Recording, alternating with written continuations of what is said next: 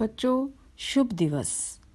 आज हम पाठ अच्छे पड़ोसी के गुण विषय के शेष भाग का पठन करेंगे। उसे ध्यान से सुनेंगे और समझेंगे। पाठ आरंभ करते हैं।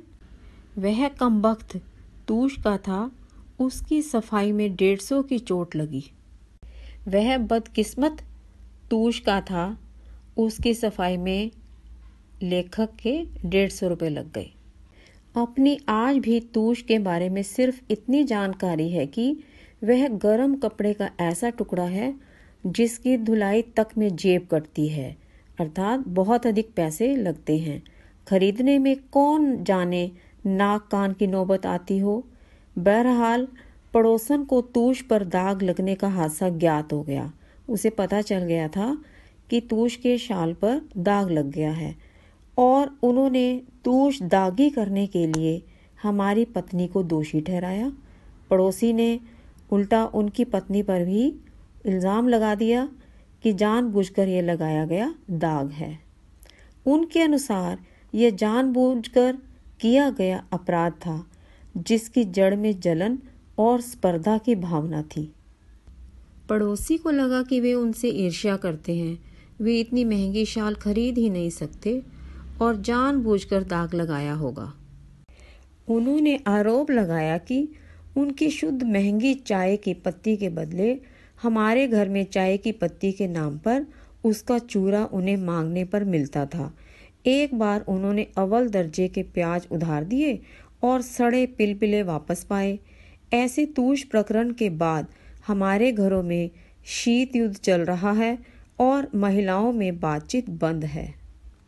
पड़ोसी ने लेखक पर महंगी चाय पत्ती के बदले पत्ती का चूरा वापस करने का और महंगे और अच्छे प्याज के बदले में गले सड़े प्याज वापस करने का आरोप लगाया। तूश के शाल पर लगे चटनी के दाग ने तो जले पर नमक छिड़कने का काम किया। शीत युद्ध का अर्थ है आपसी तनाव की स्थिति, जब दो पड़ोसी प्रत्यक्ष रूप से सामने न आकर अप्रत्यक्ष रूप से एक दूसरे को नीचा दिखाने का प्रयास करते रहते हैं और एक दूसरे के खिलाफ बोलने की तैयारी करते रहते हैं। हम वक्त ज़रूरत उनकी सहायता में तत्पर रहते हैं। तब्दीली का यहाँ पर अर्थ है बदलाव, कि पड़ोसी प्रेम में कोई बदलाव नहीं आया और वक्त और ज़रूरत आने पर उसकी सहायता करने के लिए तैयार रहते हैं। हमें पता है कि केबल टीवी नई पीढ़ी के लिए कितना नुकसानदेह है, कितना ये चीज़ें नुकसान पहुंचाती हैं। इसका दुष्प्रभाव, इसका बुरा प्रभाव बच्चों की पढ़ाई पर तो पड़ता ही पड़ता है, उनकी नज़र भी इससे कमज़ोर होती है। लिहाजा हम मौका मिलते ही उनकी केबल का तार काट देते हैं। उन्हें भी हमारी नई पीढ़ी का ख्याल है।